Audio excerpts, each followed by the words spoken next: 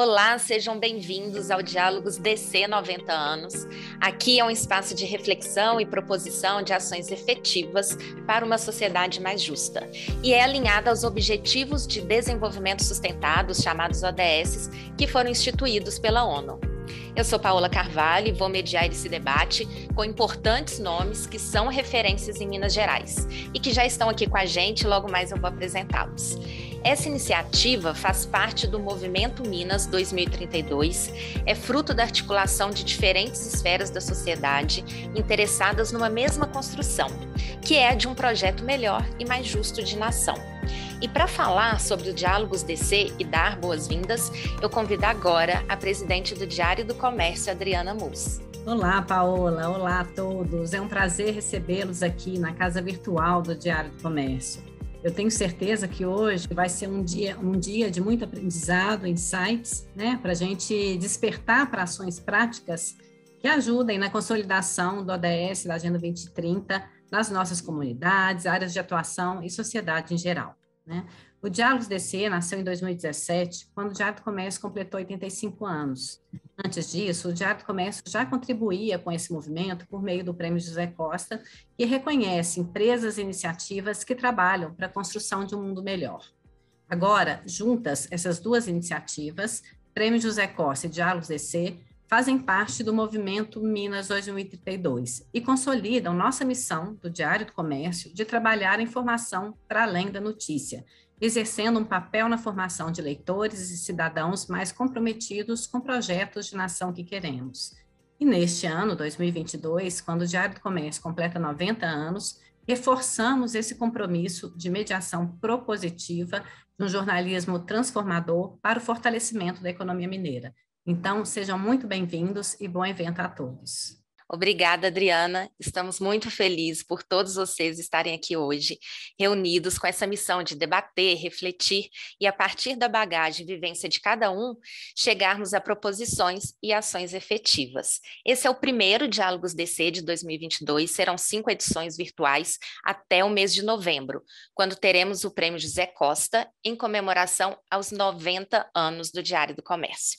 E para cada ciclo, nós convidamos especialistas, fundadores de projetos e representantes de instituições que compõem esse tecido social aqui em Minas Gerais. Nesse primeiro ciclo, vamos focar no 4º ODS e debater a qualidade da educação e da cultura.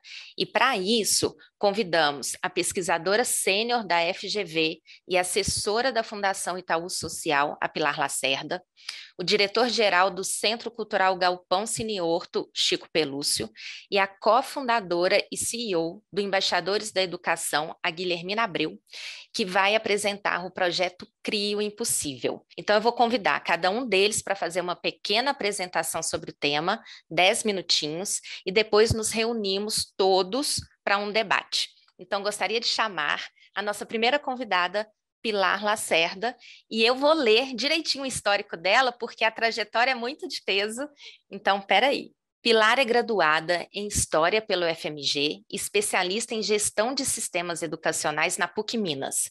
Tem uma importante atuação na área da educação, tendo sido diretora do Centro de Formação dos Profissionais da Educação da Prefeitura de Belo Horizonte e presidente da União Nacional dos Dirigentes Municipais de Educação. Lá, ela liderou o movimento em defesa de recursos do Fundep para a educação infantil e também foi secretária municipal de educação de BH e secretária de educação básica do Ministério da Educação. Oi, Pilar, seja muito bem-vinda. Oi, Paola, Adriana, o Cabral, Guilhermina, Chico, Raimundo, todo mundo que está aqui e todo mundo que está nos assistindo, muito boa tarde. Primeiro, quando você lê esse currículo todo, fala que a gente vai ficando velho, o currículo vai ficando imenso, né? Isso é mais ou menos como apresentar a certidão de nascimento. Mas eu estou muito feliz de estar aqui. Acho que nós temos que discutir muito arduamente, muito engajadamente a questão da educação pública no Brasil. Quando a gente pensa nos ODS, além do ODS 4, né, nós temos o ODS 1, o 8, o 10, o 16 e o 17, que tem impactos diretos na educação, ou a educação de qualidade vai impactar, né, neles. E nós temos uma história no Brasil de não comprometimento das classes dominantes com a educação para todos e todas e todes. Por quê? E por que eu falo esse todes, que para uma certa geração soa como uma coisa, ai, que exagero? Porque a gente nunca pensou nos excluídos, que são, principalmente, todo o universo LGBTQI+, as mulheres, os negros, os quilombolas, os indígenas, os ribeirinhos, quem mora no campo. Então, se a gente for olhar a escolaridade da nossa família, dos nossos antepassados, eu tenho 66 anos, né? Eu nasci na metade do século, em 1955. A minha mãe era ouro-pretana, então ela pôde estudar até o final do hoje ensino médio, ela fez o curso de magistério, porque havia uma escola pública na ex-capital do estado. O meu pai fez curso superior porque ele vem lá do Campo das Vertentes para Ouro Preto estudar na Escola de Minas, que também era gratuita. Mas ele tinha um pai e uma mãe que sustentaram esses 5, 6 anos de estudos universitários dele. Mas os nossos avós, as minhas 2 avós, fizeram o que era chamado de grupo escolar, que eram os 4 primeiros anos do que hoje é o ensino fundamental. E as minhas bisavós, né, nenhuma delas frequentou a escola. Todas sabiam ler e escrever, e eu estou dizendo isso porque eu pesquisei sobre isso, mas elas não frequentaram a escola. E era uma família, as 2 famílias, materna e paterna, brancas de classe média, urbanas, muito privilegiadas. Nesse mundo que estava meu pai e minha mãe, ou no mundo que eu estava, lá em Ouro Preto, na escola pública, para cada criança que estava dentro da escola, tinha mais de 100 crianças da minha idade que nunca foram para a escola. Por isso, quando a gente fala a educação pública no Brasil era muito boa, mentira. Ela não era pública, ela era para uma parcela muito pequena. Além de termos sido um país escravocrata e que aboliu a escravidão no final do século XIX.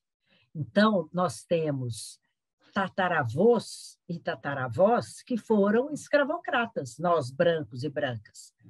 Quem leu o Pacto da Branquitude, da Cida Bento, ela fala que o filho dela ficava envergonhado porque os amigos riam dele, porque ele era negro, e ela começou a conversar com ele assim, a sua raça escravizou, matou, torturou, viveu às custas do trabalho gratuito.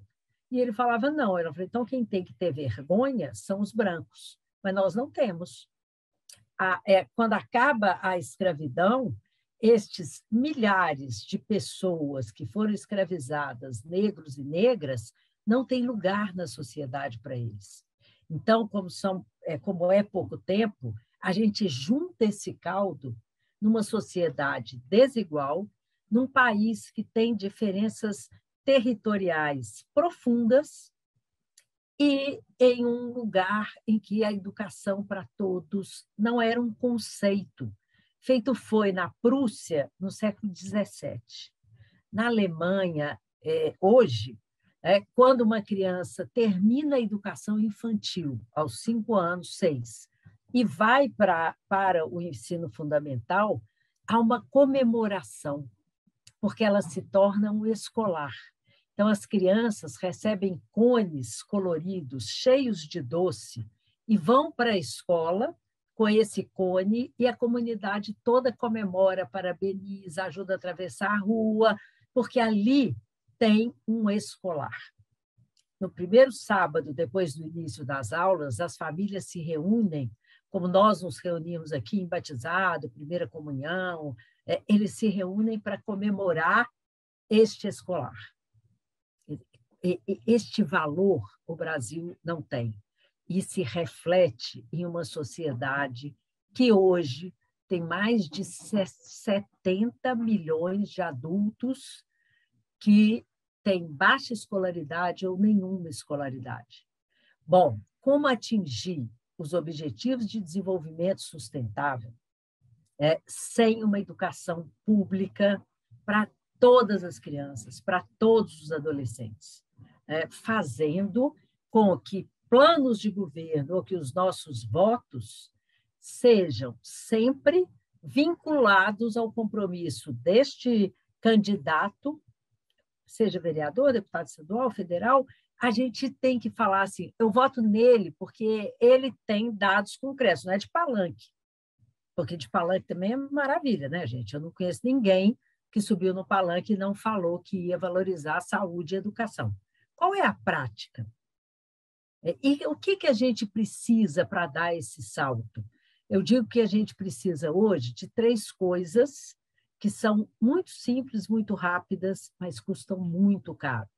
A gente precisa de garantir a matrícula de todas as crianças a partir dos 4 anos de idade. A escolaridade obrigatória no Brasil começa aos 4 anos, vai até os 17. Garantir a matrícula é o ponto. O segundo é garantir a matrícula numa escola com infraestrutura digna. Por exemplo, que tenha ar-condicionado se tiver em Manaus, que tenha aquecimento se tiver na Serra Catarinense, que tenha refeições agradáveis, saudáveis, nutritivas, professores reconhecidos, como salário, carreira, formação, e a infraestrutura da escola. E aí, quem diz para a gente que não precisa mais investir em educação no Brasil, não mora aqui. É um marciano, chegou porque precisa, sim, de muitos recursos. E a terceira questão é garantir a aprendizagem, porque também não adianta nada colocar 98% de todos os brasileiros de 4 a 17 na escola e não ter uma política para inclusão, porque as crianças com deficiência têm que estar nas escolas comuns, não garantir um acompanhamento para quem tem dificuldade, para impedir a reprovação, que é talvez o maior problema e o maior fator de exclusão.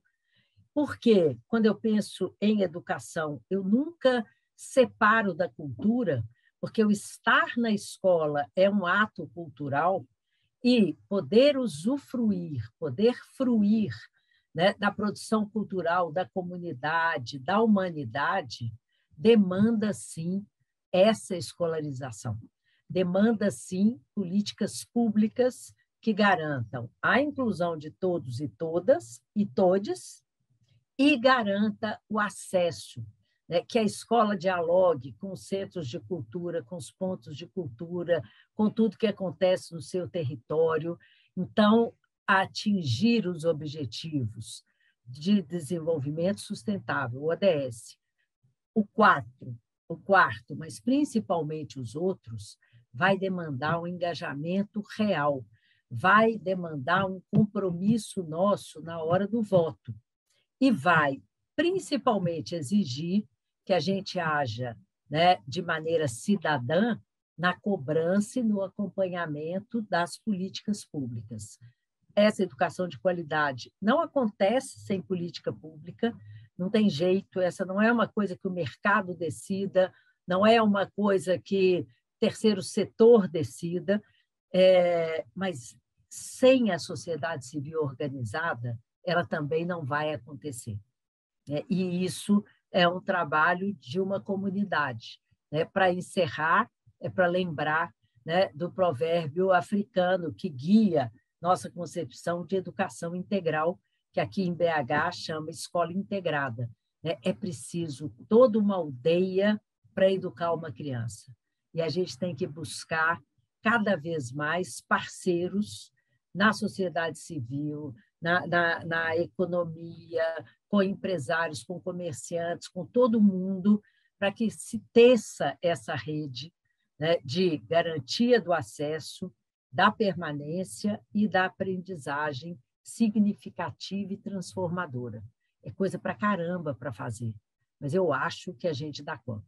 Muito obrigada, Pilar, pela contribuição, a Pilar e a todos. Educação é transversal, né? Acaba aí perpassando por diferentes objetivos, né, do desenvolvimento sustentável, e, de fato, a responsabilidade não é de um só, né? É responsabilidade de todos, de novo. E para continuar nossa reflexão sobre a qualidade da educação e também da cultura, eu convido para se apresentar o diretor-geral do Centro Cultural Galpão Cine Horto, o Chico Pelúcio, e também vou fazer aqui uma leitura dessa trajetória, porque também é de peso, assim como da Pilar.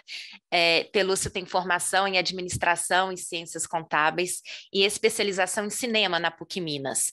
É idealizador do Centro Cultural Galpão Cine Horto, onde sempre desempenhou a função de diretor-geral. Também é ator e diretor de teatro. Nos anos 2005 e 2006, foi presidente da Fundação Clóvis Salgado, Palácio das Artes. Em 2015, lançou o livro Do Grupo Galpão ao Galpão Cine Horto, uma história de gestão cultural. E, recentemente, até li um artigo na revista Nova Economia, da UFMG, que ele fazia ali um paralelo entre a evolução da economia brasileira e a do galpão. Eu quero falar sobre isso, então, bem-vindo, Chico. Fica à vontade para trazer as suas contribuições. Obrigado, Paola. Muito obrigado pelo convite. Queria dizer para vocês que estar aqui é como que assassinar um sentimento de solidão nesse país, onde não se fala em educação e muito menos de cultura e muito menos ainda da transversalidade da educação e cultura. Então, está aqui. Pilar, foi uma delícia te ouvir. Obrigado. Você... enfim, resumiu todo o sentimento e todo o desejo e a angústia também que a gente tem nessa construção do país. Então, muito obrigado pela sua fala. Eu queria ser muito objetivo, como diz o jovem, vamos num papo reto, né? Assim, porque são só 10 minutos. Eu queria dizer que hoje em dia o que mais preocupa os urbanistas, os sociólogos, os antropólogos, é exatamente a convivência nos centros urbanos, né? Se há poucas décadas atrás o mundo era essencialmente rural, hoje o mundo é essencialmente urbano. E essa convivência urbana, essa viabilidade da vida, uma vida bacana nos centros urbanos, é o que mais preocupa hoje os pensadores, né? Assim, os filósofos, cientistas, que projetam um pouco essa convivência, essa vida nos centros urbanos. E quando a gente pensa a vida do centro urbano, é claro que também tem uma infinidade de assuntos que têm que ser tratados, como transporte público, como educação, como descentralização dos serviços públicos, como descentralização dos trabalhos, que, enfim, mas o que se coloca muito forte é a questão da empatia, da tolerância, da convivência, da generosidade, né, da compreensão do outro. E isso, não tenho dúvida, né, assim, que a educação aliada à cultura, e aí eu queria fazer um aprofundamento, que assim, não só a cultura, porque tudo é cultura, né, gente? Assim, a cultura tem uma transversalidade incrível, mas a educação ligada à arte dentro da escola, né? Assim, que é um elemento fundamental na constituição, na formação de uma criança, de um cidadão, né? Assim, a questão do olhar ao belo, ao olhar crítico, ao olhar sensível, ao trabalhar a emoção. Então, a arte, ela, de uma certa forma, tem que estar nessa educação. Pilar chega a tocar assim, uma educação consistente, uma boa educação. Então, quando eu digo isso, eu estou dizendo que é uma educação que não é essa que está aí. Né? Assim, acho que essa educação, em termos de conteúdo, em termos de formação, tem que ser evoluída. Num tempo em que Paulo Freire é crucificado em praça pública, sabe assim, que os ministros da educação crucificam, sabe, as pessoas como Paulo Freire, a gente tem que ficar um pouco assustado, né? Assim, então, é uma educação que vê, que viabiliza, que traz para dentro dela essas questões que a cultura e a arte propõem. Sou tão... Isso para mim era tão emergencial que, antes de definir os candidatos da eleição passada à presidência, eu fiz um grupo de 18 pessoas, nós chegamos a fazer umas 7 reuniões para se estabelecer um texto para ser discutido com os futuros candidatos, sobre a importância da transversalidade da arte dentro da educação. Né? Assim, e foi uma decepção, né, gente? Ninguém quis olhar para a gente, ninguém quis discutir o assunto. Imagina, depois que se revelou quem foram os candidatos. Então, foi uma tristeza, foi uma solidão, uma decepção incrível. E eu digo isso porque assim, o Galpão tem 40 anos. Aliás, essa semana a gente começou a comemoração dos 40 anos do grupo, e o Galpão Siniorto vai para 21 anos, o Centro Cultural. A gente tem um trabalho específico com professor de escola pública e com criança de escola pública. Né? E o Galpão viaja esse Brasil há 40 anos, talvez seja o grupo que mais viaje o interior do Brasil. Assim.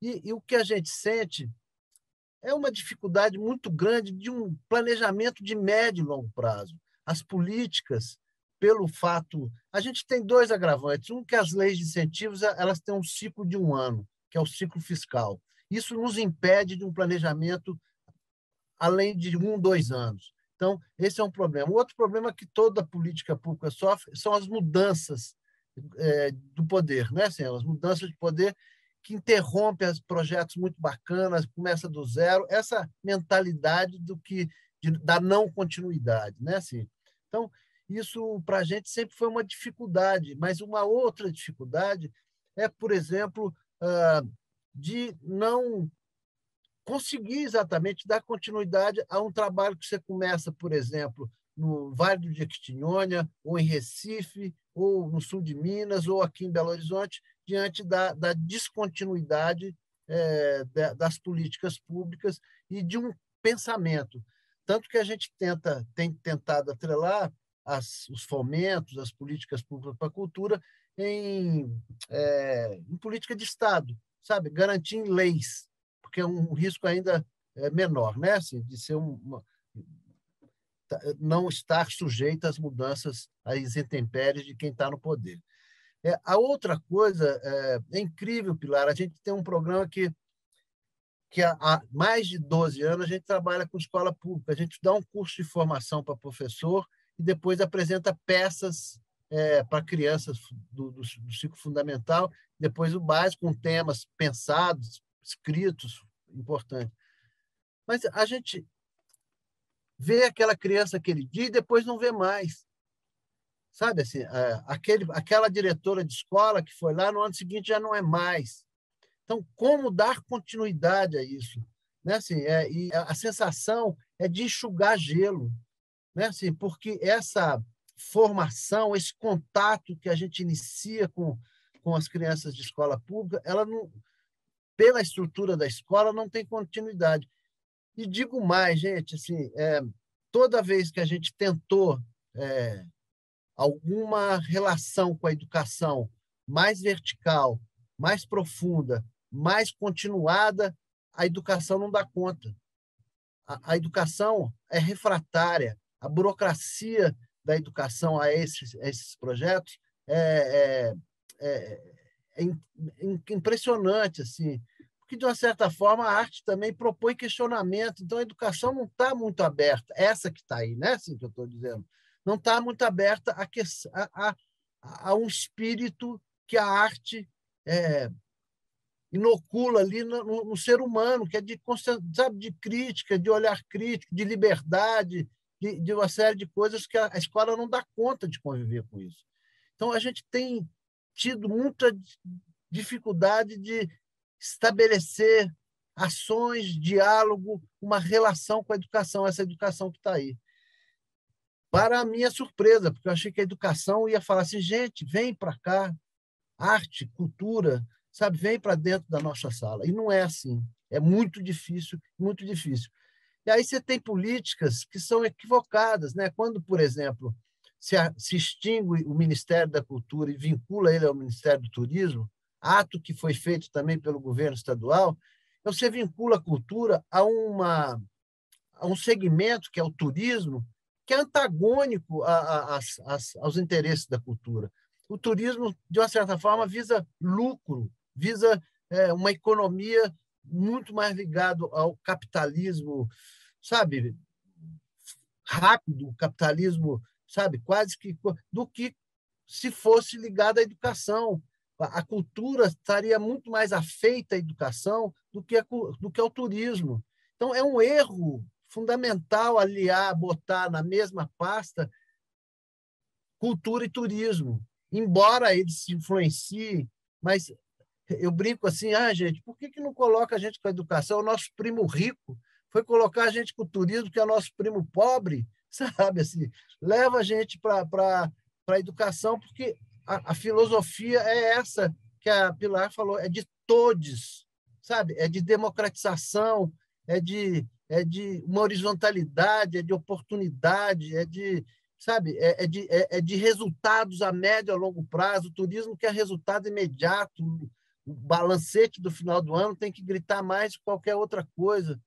E o resultado da cultura e da educação são resultados que precisam ter paciência, ter perseverança e percepção de que são resultados a médio e a longo prazo e difícil de quantificar numericamente, né? Assim, são subjetivos.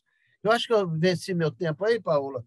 Com isso, eu queria fechar minha fala, que a dificuldade de se viver em cultura hoje, a gente tem esses aspectos. Um, vamos chamar de jurídico, que principalmente as leis de incentivo têm esse ciclo anual. O segundo, por essa instabilidade política, que a cada governo muda-se as orientações todas, então a gente não tem uma continuidade, então a gente está impedido de planejar de médio e longo prazo, mesmo existindo há 40 anos, mesmo tendo um centro cultural há 22 anos, a gente tem que provar todo ano que a gente é honesto, que a gente faz um bom trabalho, que a gente tem bons interesses, boas intenções, né? Assim, e a terceira coisa é essa distância fundamental da educação, que dá esse sentimento da gente estar sempre enxugando gelo e que a coisa no ano seguinte tem que começar do zero. Obrigada, Chico. Assim, a trajetória do Galpão, né? E o trabalho de levar a arte para o interior do país é excepcional. Obrigada também por falar sobre o espírito da arte. Eu já estou até ansiosa para o debate, mas já queria começar agora. Mas antes disso, vou chamar a terceira e a última apresentação, que é a da cofundadora e CEO do Embaixadores da Educação, a Guilhermina Abreu, que vai contar um pouco da sua história, que tem a ver disso de ser egressa também da escola pública, e apresentar o projeto Crio Impossível.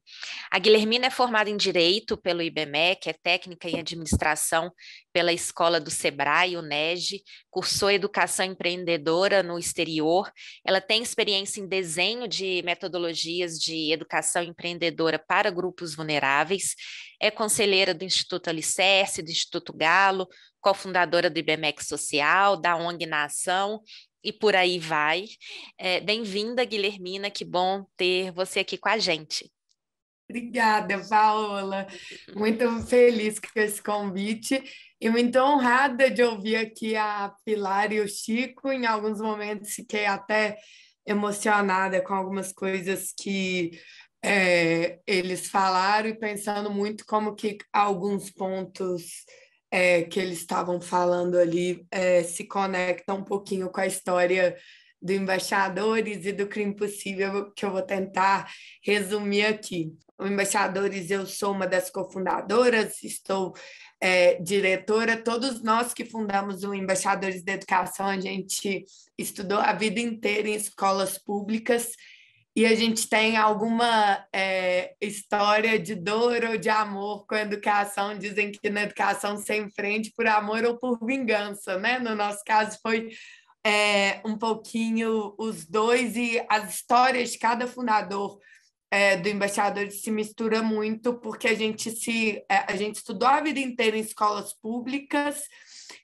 Eu, no meu caso, quando a Pilar falava ali de que já iniciou sua fala falando que a educação tem que ser para todos, todas e todos, e pontuando sobre a questão de que ela não pode ser de forma nenhuma exclusiva, que eu falo no oposto de ser inclusiva. Eu tive um exemplo muito forte dentro de casa. Meu pai e minha mãe nasceram completamente surdos, me comunico com eles por Libras, que é a língua brasileira de sinais, e os dois tiveram acesso, isso falando de 50 anos atrás, a escolas especiais que fizeram muita diferença na vida deles. Então, meu pai estudou no INES, que é o Instituto Nacional de Educação dos Surdos, no Rio de Janeiro. Isso fez muita diferença. É uma escola pública para surdos, uma escola especial, fez muita diferença na educação dele. E quando eu era pequenininha, eu achava que eu tinha ilusão, pelo exemplo dos dois, que eu entendi desde muito cedo que a educação era muito poderosa na vida do indivíduo, que eu vi meus pais se formarem, trabalharem, constituírem família, mesmo sendo surdos, porque eles estudaram em escolas que deram asas a eles, e essa era a referência que eu tinha em casa, e eu não prestava atenção que era uma exceção, porque meu pai atuou sempre muito pelos direitos dos surdos na Federação dos Surdos, e uma leitura que eu não fazia quando eu era pequena é que, apesar dele ter conseguido alçar alguns voos, a maioria das outras pessoas surdas que não tiveram acesso a boas escolas não tiveram as mesmas oportunidades. Até que eu e meus irmãos, a gente estudava até os 7, 8 anos de idade em uma escola privada com bolsa, mas mesmo com bolsa meus pais não tinham grana nenhuma para material, excursão era tudo mais caro. Eu vou para a escola pública na 3ª, 4ª série. Tinha cerca ali de 8 anos de idade. E eu sabia que a escola pública seria um pouco diferente, mas o que eu não esperava era que ia ser um abismo de diferença, que era muito diferente e que tinha coisas que a gente tinha aprendido muitos anos antes no outro sistema e que a gente não tinha começado a aprender ainda. E aí uma ficha cai que sim, a educação é muito transformadora na vida do indivíduo, mas que no Brasil, se você tem grana, se você não tem, a sua história com a educação vai ser completamente diferente. E eu que acreditava muito na educação por causa do exemplo poderoso dos meus pais, deixei de acreditar na educação, fiquei completamente desanimada, chego ao 3º ano do ensino médio muito sem perspectiva, um pouco muito revoltada até com a educação, porque o que passava na minha cabeça é o que adianta a educação ter um poder tão transformador se no Brasil ela não é para todo mundo, né? A educação de qualidade. E aí eu tenho a oportunidade de participar de um projeto social do governo de Minas na época com o Sebrae, que era o Plug Minas, que até no bairro Horto, o Chico deve conhecer. Eu fiz parte da turma que foi cobaia nos primeiros anos do projeto. O Plug Minas era onde existia anteriormente a antiga FEBEM. Eles reformaram e transformaram cada antigo pavilhão em um núcleo de formação em uma área diferente. Um desses núcleos virou o Núcleo de Empreendedorismo Juvenil, que era uma escola de empreendedorismo com uma metodologia de educação empreendedora do Sebrae no contraturno escolar. Então, eu ia de manhã para a aula normal, para a escola pública, e de tarde eu ficava nesse projeto o dia inteiro, de meio-dia às 18. Eu confesso que eu me matriculei que tinha almoço e lanche e passagem de graça. Então, muitos de nós que nos matriculamos, a gente lá, na pior das hipóteses, pelo menos a gente vai comer melhor que em casa. Eu não sabia o que era empreendedorismo. E foi, de fato, um projeto muito transformador na minha vida, que mudou minha chavinha, mudou a maneira como eu encaro o mundo. E, Chico, você falou aí um pouco de cultura. Eu estava na escola de empreendedorismo do Plug, mas lá tinha Valores de Minas, né, que você deve conhecer. E eu lembro que foi quando eu entendi o que é cultura, a importância disso, mas que se eu não tivesse tido esse contato, eu não ia ter entendido. Então, o Plug Minas, do Núcleo de Empreendedorismo Juvenil, de fato, fez assim na minha cabeça, mas ao mesmo tempo que fez assim, eu vivi um pouco da teoria das janelas quebradas na prática. Por quê? De manhã eu ia para a escola, greve, confusão, professor faltando, aluno brigando, e a gente matando aula e tal, tudo dando errado. E de tarde eu ia para esse projeto social, que era uma referência, todo o ambiente lá é maravilhoso, os professores super dedicados e tal. E eu ficava assim, gente, que engraçado, nós somos os mesmos alunos, de manhã e de tarde, mas a gente se comporta de uma forma completamente diferente. Na escola de manhã a gente matava aula, a gente pichava, a gente discutia com o professor, e à tarde nós éramos ótimos alunos. Eu falei, e aí eu fui entender a diferença o tamanho do impacto do ambiente, da estrutura. A Pilar falou aí da importância, né, da estrutura no comportamento do indivíduo, porque nós éramos excelentes alunos de tarde, péssimos alunos de manhã. Inclusive, hoje, quando eu conto a história do Embaixadores da Educação, o povo acha que eu era uma excelente aluna e tal. Fui uma péssima aluna até o 3º ano do ensino médio. E a gente se forma no Plug Minas.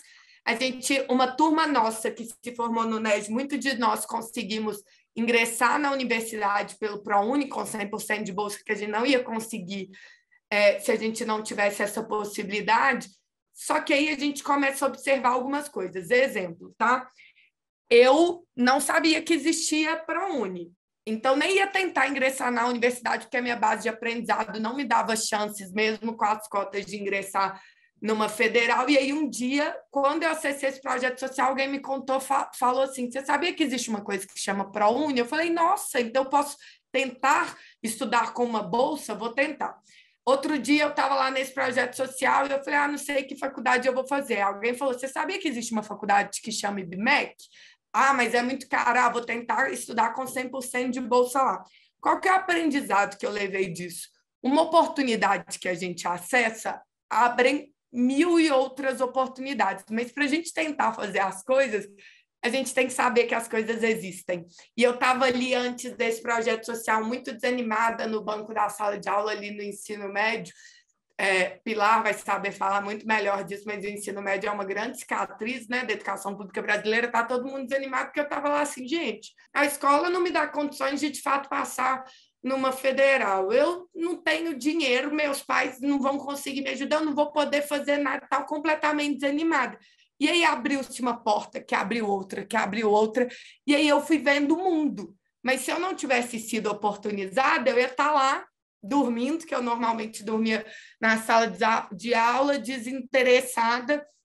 Então a gente falou, cara, a gente se forma no Plug Minas para encurtar a história, a gente se forma e aí a gente se reúne na Praça da Liberdade aqui em BH, isso era 2013. Na época estava na moda falar que a gente estava ocupando os espaços públicos da cidade, mas na verdade é porque a gente não tinha escritório mesmo lugar para estudar. E na hora que a gente se reúne lá na praça, éramos um grupo de 11 alunos egressos da educação pública e do Plug Minas. E aí a gente senta lá e fala assim, cara, a gente está voando, está todo mundo na universidade fazendo estágio e tal, mas tem muitos colegas nossos que não estão voando, que estudaram com a gente a vida toda, e não é porque a gente é melhor que eles, é porque eles não tiveram a oportunidade que a gente teve, que abriu outras oportunidades. E aí a gente se pergunta, como que a gente pode fazer para que essa galera que ficou... Porque a gente vai agora só voar, cada um ir para o mercado de trabalho, é isso aí, e não vai olhar para trás e vai deixar essa galera para trás. Então, a gente começa a se perguntar como que a gente pode fazer para que essa galera que estudou com a gente possa acessar as mesmas oportunidades, como que a gente pode melhorar a escola pública, porque a gente estava muito puto com a realidade da escola pública e entra a parte do empreender por vingança, e como que a gente pode devolver para a sociedade a oportunidade que a gente teve, porque a gente usufruiu de uma oportunidade que foi muito transformadora nas nossas vidas. Dessas perguntas nascem os Embaixadores da Educação, na época era um coletivo de 11 jovens de 18 anos egressos de escolas públicas, e isso foi em 2013, a gente cria o Embaixadores de maneira informal, tinha CNPJ, nada, a gente nem sabia o que era ONG. E a gente fala, cara, vamos começar a fazer alguma coisa nas escolas públicas daqui de BH. E aí a gente cria, para encurtar a história, inicialmente, Embaixadores da Escola, que era um programa que a gente ia nas escolas, na época tinha escola aberta. Então, a gente ia nos sábados nas escolas, porque durante a semana a gente tinha que estudar, manter a bolsa do ProUni e trabalhar, porque ninguém tinha pai e mãe para bancar, né? Então, a gente ia sábado nas escolas e fazia Embaixadores da Escola, que resumidamente era: os alunos tinham que identificar os principais problemas da escola deles, eles tinham que criar uma solução, eles tinham que executar essa solução com os recursos que eles tinham ali, mobilizando a comunidade, os comerciantes no entorno da escola, os professores. E a ideia é que durante esse processo, o principal não era nem o projeto que ele ia criar para a escola, mas que ele conseguisse se ver ali protagonista da escola que ele quer estudar, da comunidade que ele quer viver. E a gente foi fazendo isso aos finais de semana de maneira informal até 2017, quando a gente se formaliza. E aí, no meio de uma discussão nossa de 2017 para 2018, porque a nossa ideia era ferramentar e capacitar os alunos. É lógico que lá em 2013 a gente não dava nomes para isso, né? Mas a nossa ideia era ferramentar e capacitar os alunos para desenvolverem competências e habilidades empreendedoras enquanto eles transformavam a escola pública para melhor. Só que de lá para cá, a gente no ensino médio já estava muito desanimado. 2013, 2014, a gente foi vendo que a galera só foi ficando mais desanimada, o trem piorando. Chegou 2017, a gente estava numa escola e estava discutindo os sonhos dos alunos de vida, para a vida deles. E aí, nessa escola específica, os alunos não sabem o que era sonho, o que é a palavra sonho. Eles começaram a narrar o que eles tinham sonhado enquanto eles dormiam.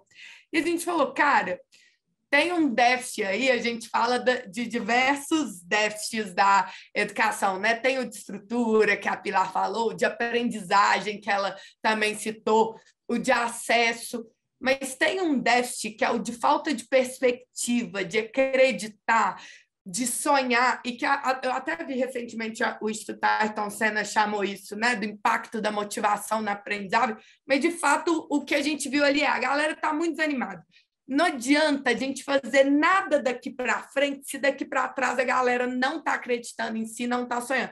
Não adianta formar, vamos criar um programa para formar alunos de escolas públicas como programadores. O que adianta se o povo nem sabe o que é programador e nem sonha em ser isso? Como empreendedores, como transformadores sociais. Então, a gente falou, antes disso, a gente tinha que fazer algum trem muito impactante, porque são muitos anos de desânimo, é uma estrutura muito desafiadora, é um sistema muito difícil para dar um gás para o aluno, para depois a gente poder fazer o resto. Nesse contexto, nasce o CRI o Impossível, que nasceu com o objetivo de ser a aula mais inspiradora da vida do aluno de escola pública. A nossa ideia foi, tem que ser um dia que ele vai enxergar referências, exemplos positivos de cientistas, executivos, transformadores sociais, ativistas, e que ele possa ser o dia mais, uma aula de vida, que possa ser o dia mais inspirador da vida dele, mas que mais do que isso, mais do que heróis, a gente queria que fossem heróis possíveis, pessoas que vieram da mesma realidade dos alunos.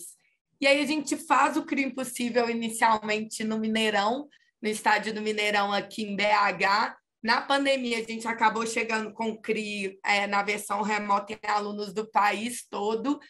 E aí, o que o Embaixadores hoje faz para concluir a história, a última edição que a Paola estava até citando foi dia 3 de junho agora. Todo ano agora a gente escolhe uma cidade sede do CRI Impossível, numa região diferente do país. Então, esse ano foi Porto Alegre. O CRI Impossível ele é transmitido em escolas ao vivo simultaneamente do Brasil todo. Esse ano a gente teve 200 mil estudantes de escolas públicas assistindo, mas a gente inspira pelo CRI Impossível, convoca o aluno para ação e aí a gente acompanha ele o ano inteiro na Empower. A Empower é uma tecnologia /programa que a gente criou, que os alunos ficam o ano inteiro criando projetos relacionados às ODS para transformarem suas escolas públicas para melhor. A gente acompanha, mentora eles vão desenvolvendo essas habilidades, competências, E, ao final do ano, os alunos que comprovam o impacto dos seus projetos nas suas escolas e comunidades, eles acessam intercâmbios para o exterior, cursos de inglês, bolsas integrais para a faculdade e outras oportunidades educacionais. Mas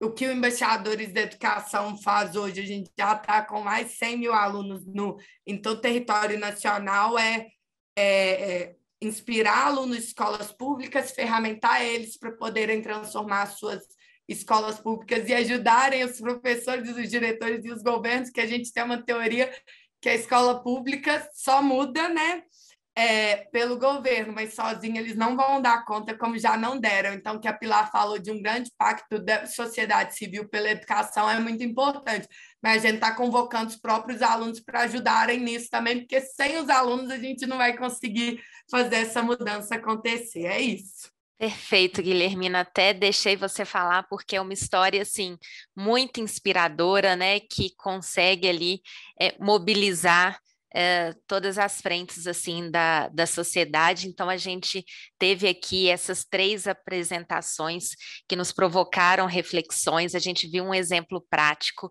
e agora, para ampliar essa conversa, eu chamo debatedores. Então convido o diretor do Instituto Orior e representante do Movimento Minas 2032, o Raimundo Soares e o professor Cabral, para se juntarem nessa conversa. E aí, para a gente também agilizar aqui a nossa conversa, se um dos dois já também quiserem trazer uma avaliação e fazer a primeira pergunta, seria ótimo. Podemos começar com você, professor Raimundo? Ok, pode ser. Obrigado, Paola. Gente, obrigado a essa mesa, né? Essa mesa incrível, com experiências muito especiais, que, de certa forma, são exemplos de algumas dimensões que mostram como puxar o fio da meada, né? Quando a Pilar coloca a respeito da gestão, né, da gestão da educação, entender qual é a nossa realidade, quais são as reais demandas da sociedade, convoca a sociedade para se apropriar do seu projeto de nação. Primeiro é um projeto de nação. A gente deve fazer uma educação adequada a um projeto de nação, coisa que nós não temos. Nem um projeto de nação e nem uma educação adequada. Em dados recentes do PNE, né, que é o Programa Nacional de Educação, feito pelo INEP, vai sair agora na sexta-feira, o último acompanhamento. Os dados são terríveis, gente. São terríveis. O que estava previsto, esse Programa Nacional de Educação, ele é feito por decênios, né? Então, de 2014 a 2024, nós se complementa um decênio. Nós estamos há 2 anos de complementar, né, o decênio de 2014. Os dados mostram que, em termos de meta que estavam definidas, né, nós temos 20 metas lá, as metas que estão definidas está chegando a 80%, não pelo que foi feito nesse decênio, mas pelo que tinha sido feito antes e pela qualidade das metas que colocaram. Agora, o que era para ser executado, que o INEP acompanha isso, foi algo em torno de 39%. Então, das metas que estão colocadas para o decênio de 2014 a 2024, né, apenas em termos de execução, foram realizados 39% das ações. Tá? Então, o nosso desafio é enorme. É enorme. Eu estava comentando que aqui mostra como puxar o fio da meada um pouquinho, né? A Pilar falando da gestão da educação. E aí vem o Chico falando da questão da cultura. A cultura é o espírito de uma sociedade. A cultura diz quem nós somos. Quando a gente fala do Brasil, tem que falar de que Brasil?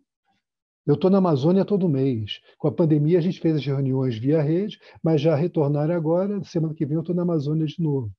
Eu sou do Rio. Morei um bom tempo fora do país quando eu morei em Salvador, na Bahia, que é outro mundo, né? Uma outra cultura. Meu filho e a mãe são de Gramado, do Rio Grande do Sul.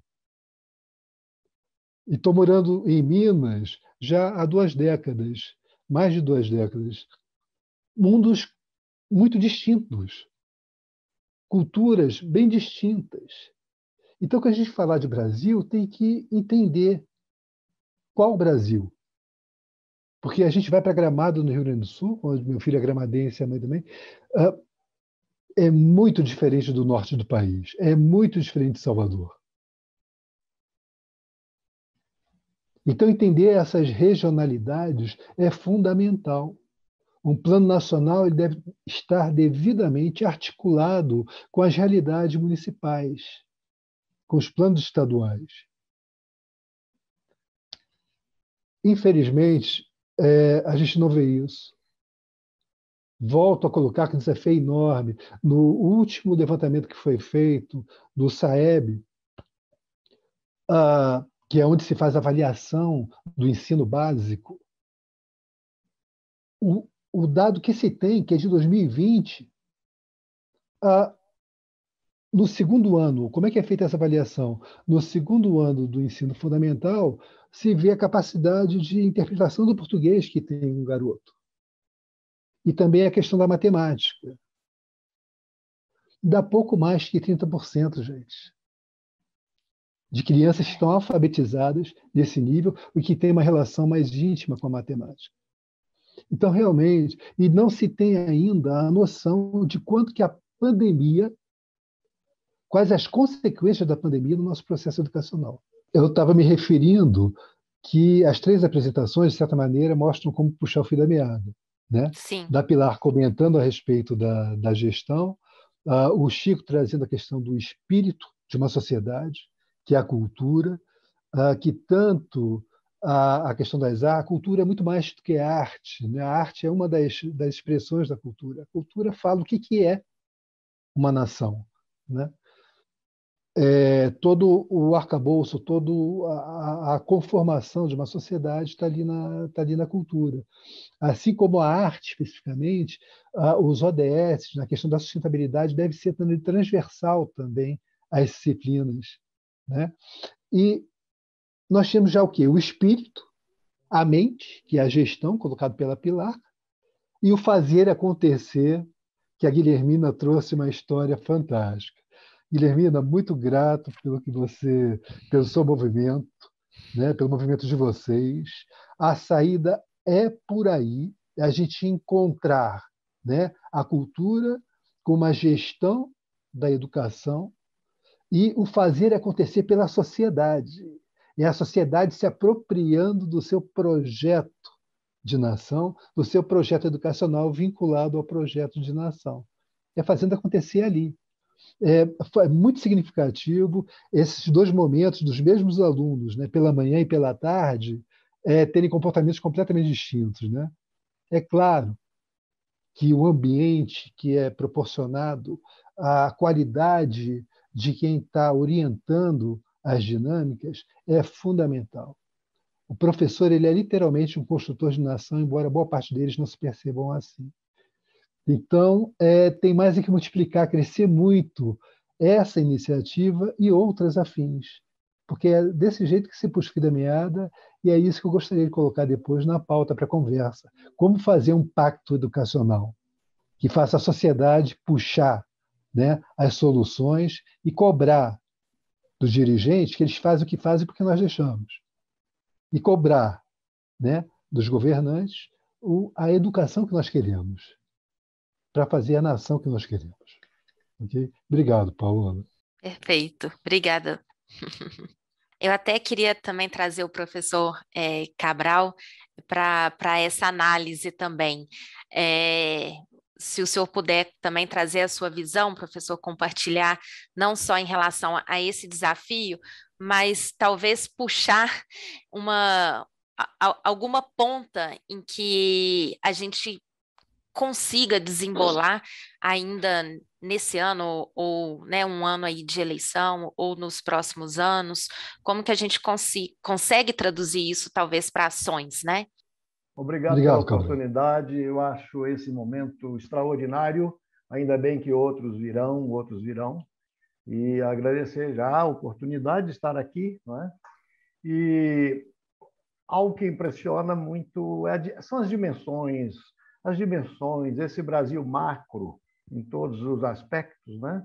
Essa heterogeneidade regional, heterogeneidade cultural, social. Então, temos vários Brasis, vários matizes, várias cores, E o gigantismo também dos números. Então, a escola pública, não é, abriga hoje em torno de 85% a 88% da nossa população infantil, infanto-juvenil. E aqui em Minas mesmo, que eu acompanho, 3.650 escolas estaduais, algo em torno de 12.000 escolas municipais, algo em torno de 4 milhões de alunos, 300.000 professores. Olha que coisa extraordinária é isto. E dentro de um mundo desafiador, onde as mudanças são extremamente rápidas e meteóricas. Então, enquanto lá atrás, na minha infância, né, na minha adolescência, as coisas caminhavam a passo de tartaruga, hoje nós estamos com mudanças quase que na velocidade do som, pelo menos, e essa adaptação, então, a essas novas realidades são extremamente desafiadoras. E a professora Pilar trouxe algo muito importante também, que é a importância da sociedade civil organizada. Eu acho, queridos amigos, que nós estamos num despertar. Nós estamos no despertar das consciências. Aquele que já acordou, é importante que ajudem outros que acordem, porque as questões da sociedade humana serão cada vez mais complexas, desafiadoras para as novas gerações. E isso só se consegue buscar soluções através do desenvolvimento do pensar crítico. Então, esse, para mim, é um grande desafio da escola atual, que é uma escola que sai do conteudismo para uma escola que estimula a reflexão, que estimula o pensamento crítico, que estimula a pensar, que ajuda cada indivíduo a buscar seus próprios caminhos com ferramentas adequadas de desenvolvimento cognitivo, inteligente, sensível. Aí o nosso querido Chico traz um aspecto muito importante. Hoje se fala muito em inteligência emocional, que é praticamente o equilíbrio entre o pensar e o sentir, entre a razão e a sensibilidade, entre o material e o espiritual. Então, eu entendo que a nova educação ela tem que contemplar, e aí surge uma primeira pergunta que pode ser motivo da nossa primeira intercâmbio com a Pilar, com o Chico, com o Guilherme. Que prioridades devemos dar à educação?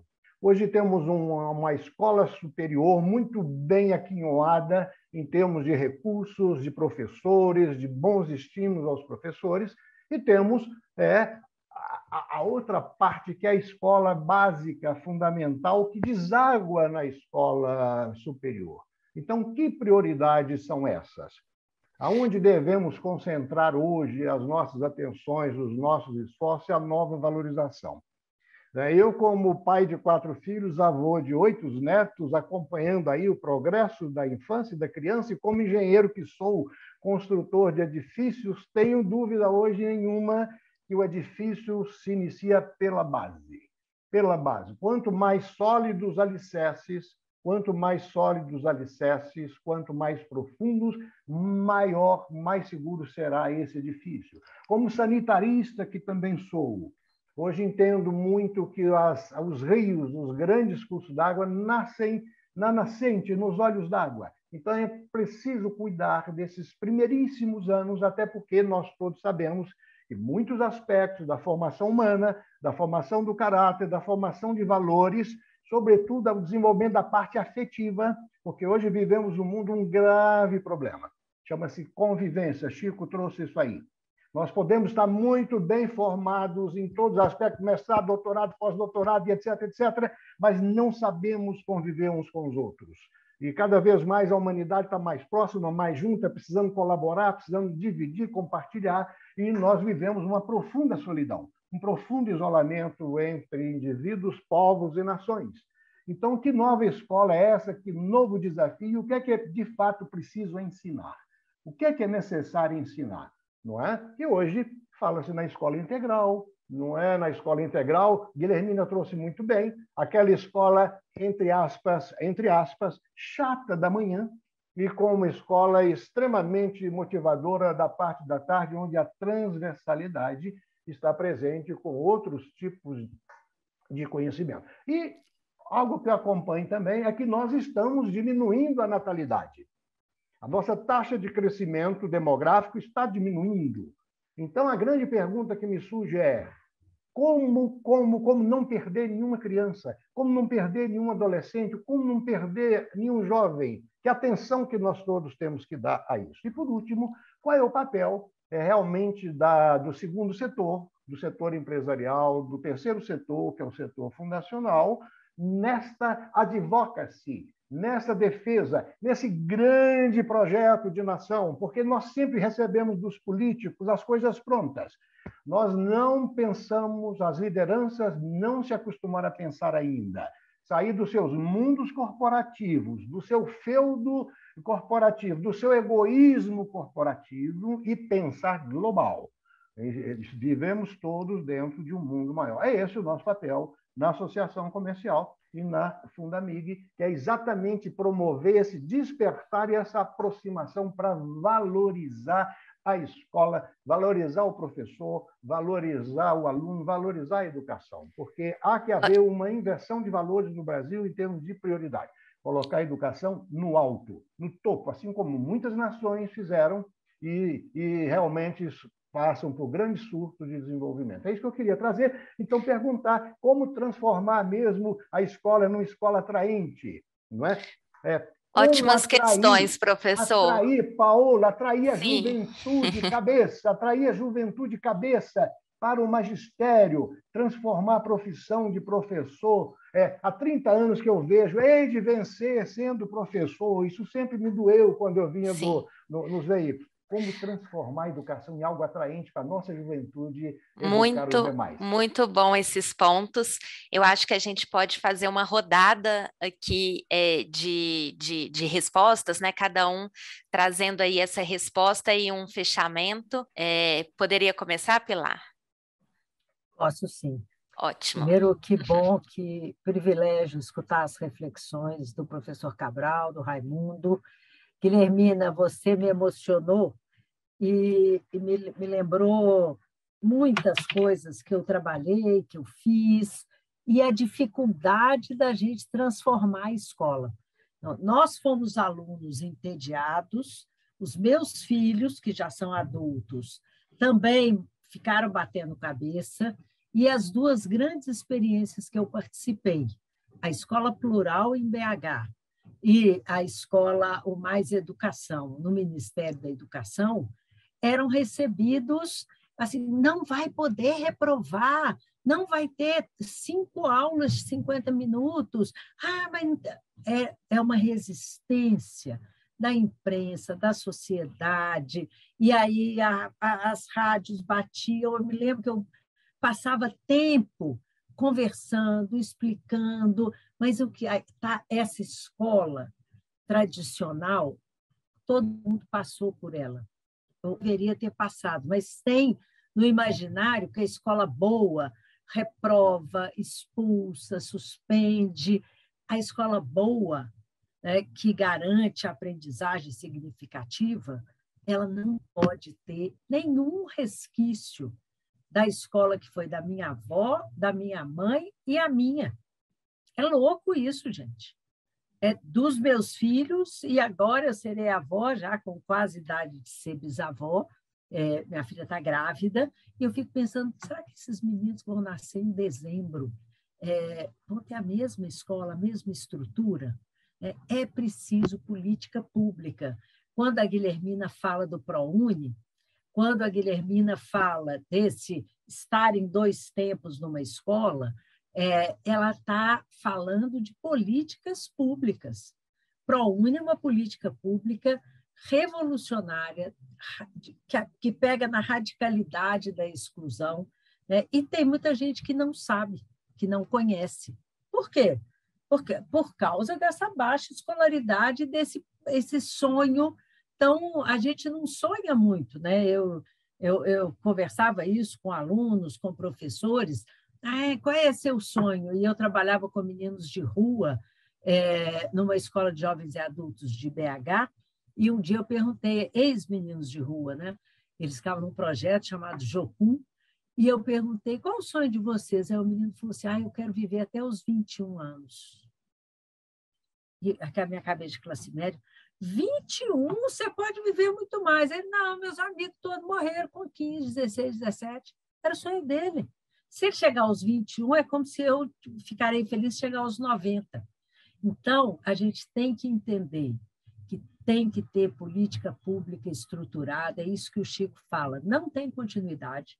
O Escola Integrada, que começou na minha gestão em 2006, 2007, e que continua um pouco meio para lá, meio para cá, mas continua, porque a comunidade se apossou dela, como se apossou das UMEIs, as Unidades de Educação Infantil. Não mexa nisso.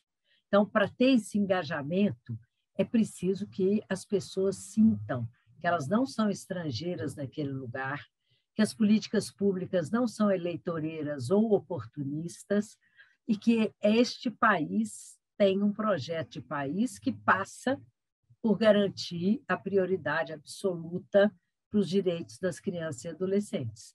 Eu estou participando agora, tem 2 meses, de um projeto bárbaro que chama Agenda 227. O Instituto Alana e a ANDI, que é a Associação de Jornalistas pela Infância, eram 140 organizações. Eu coordenei o GT de Educação, mas tem o GT da Saúde, da Fome, são 14 GTs. E nós elaboramos 10 propostas. Essas propostas todas, que são 140, estão sendo apresentadas para todos os presidenciáveis e para os candidatáveis a governador, para as fundações partidárias, para saber, você topa pensar um projeto de país que garanta o que o artigo 227 da Constituição Federal fala, que crianças e adolescentes devem ser prioridade absoluta, e isto muda um país, no acesso à cultura, na continuidade, mas principalmente nisso que a Guilhermina falou. A escola não pode ser o lugar do tédio. A escola é o lugar da curiosidade, da pesquisa, da socialização, do conhecimento, e isso tem que ser garantido para crianças e adolescentes, saber que não existe direito sem dever, que é outra fábula, outra lenda, que as pessoas só têm direitos, não é verdade, e fazer com que a sociedade se una de verdade, com o espírito de comunidade, para garantir políticas públicas que incluem educação, cultura, e que garantam essa escola transformadora, essa escola contemporânea, a escola que não exclui e que é para todos, todas e todos. Obrigada, Pilar. Acho que a gente agora pode passar para o Chico, que já também abriu o microfone aqui para a gente. Não, gente, nossa, eu fico... Dá até um frio na barriga, porque são tantos assuntos. Ouvi o depoimento do professor Raimundo, do professor Cabral, Pilar, Guilhermina. Nossa, estou com inveja de você. Eu queria você. Quando eu ficar jovem, eu quero ser igual a você, sabe assim. Mas muita coisa vem à mente assim, né? Quando a Pilar cita um projeto, a Agenda 227, eu lembro da Agenda 21, né? Que determinou que a cultura é o 4º pilar de desenvolvimento de uma nação, né? Isso a gente não pode esquecer, quer dizer, os gestores públicos, os gestores privados não podem ignorar essa conquista que já tem mais de quase 15 anos, né? Assim, a Agenda 21, que meio ambiente, né? A igualdade social, cultura, desenvolvimento econômico. Então, assim, isso já é estabelecido. E isso vai de frente com a ignorância, com o isolamento das nossas elites, né? Nossas elites têm um passivo, têm uma dívida com esse país, que ela pode trabalhar muito, que ela não vai dar conta de pagar esse passivo, porque a elite nossa é de uma de um egoísmo, quando não é ignorante, é de um egoísmo muito grande, porque não consegue ver.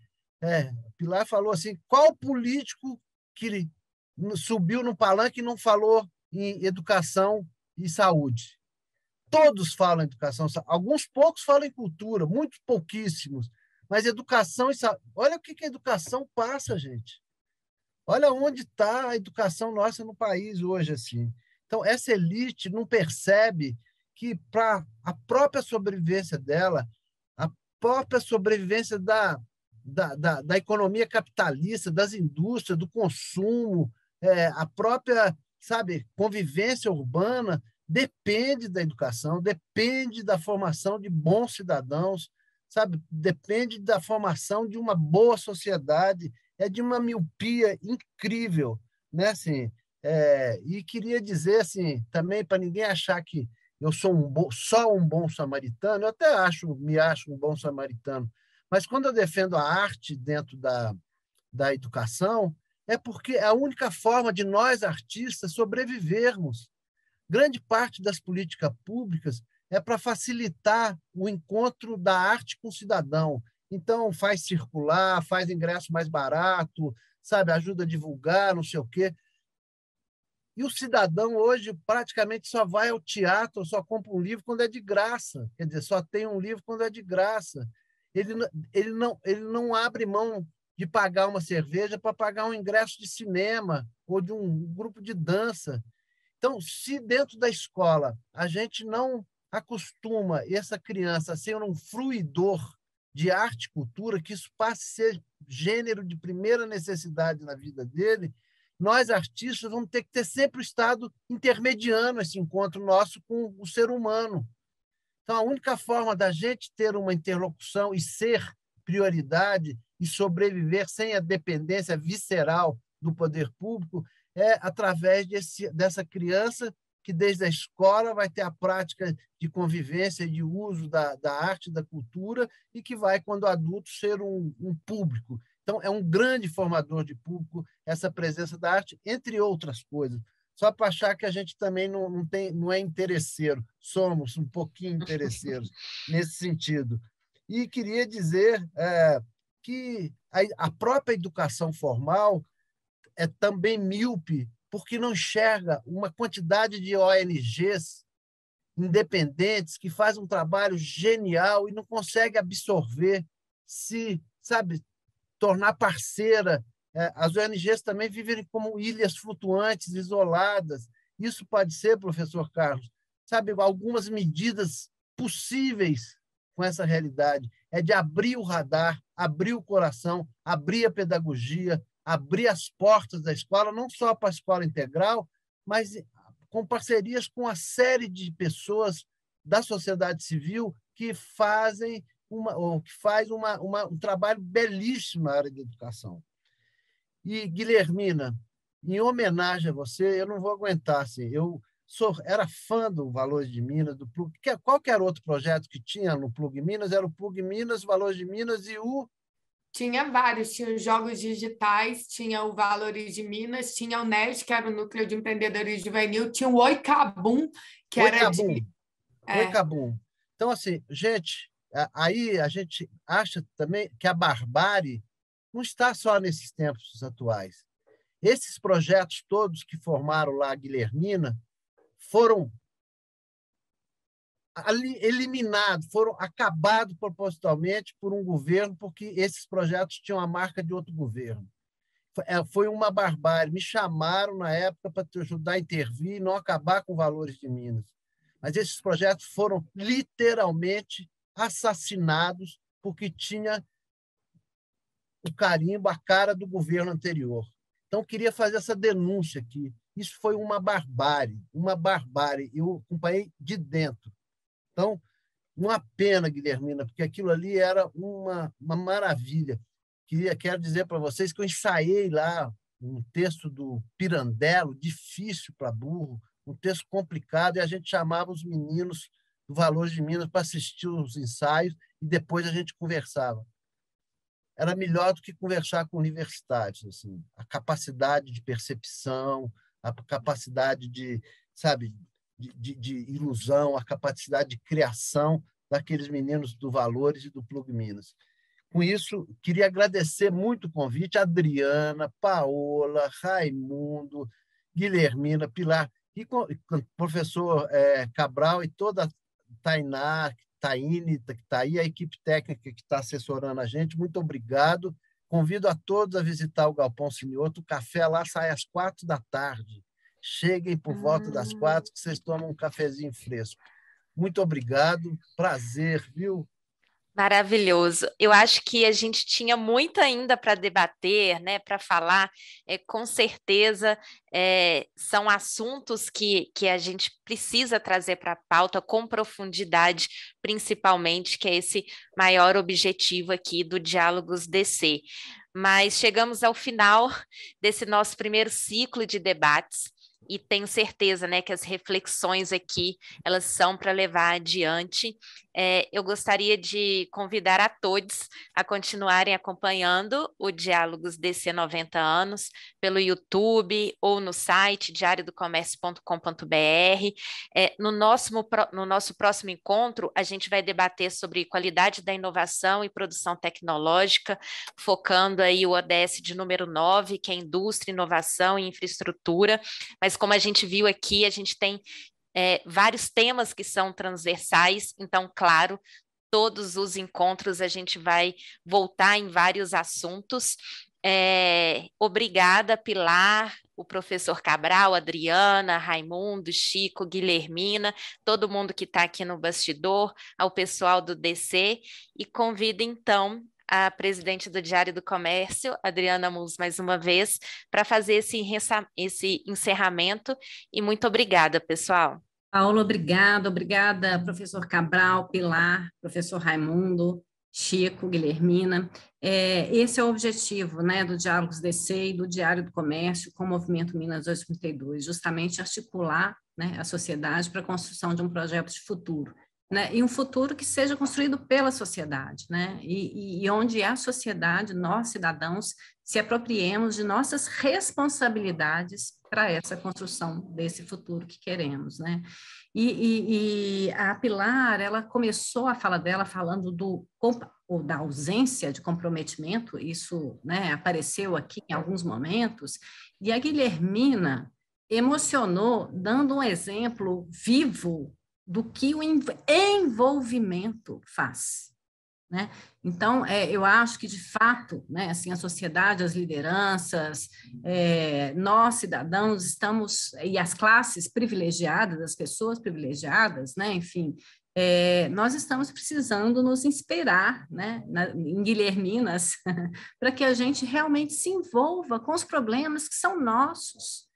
E a nossa angústia, realmente, no movimento, né, professor, que a gente traz, que a gente discute, que a gente vê iniciativas belíssimas acontecendo, a gente precisa pôr luz para inspirar, para envolver, para engajar, né? O Chico falou da necessidade da evolução da educação, né? A educação precisa ser evoluída, né? E talvez ela precise ser evoluída, Chico, eu acho que até trazendo um aspecto, né, de um olhar mais para o indivíduo, para o humano, né? Para o autocuidado, para o autoamor, para a autoempatia, porque é a partir daí, né, que a gente vai ser capaz de ter empatia pelo outro, generosidade, né, compaixão, amor também pelo outro, enfim.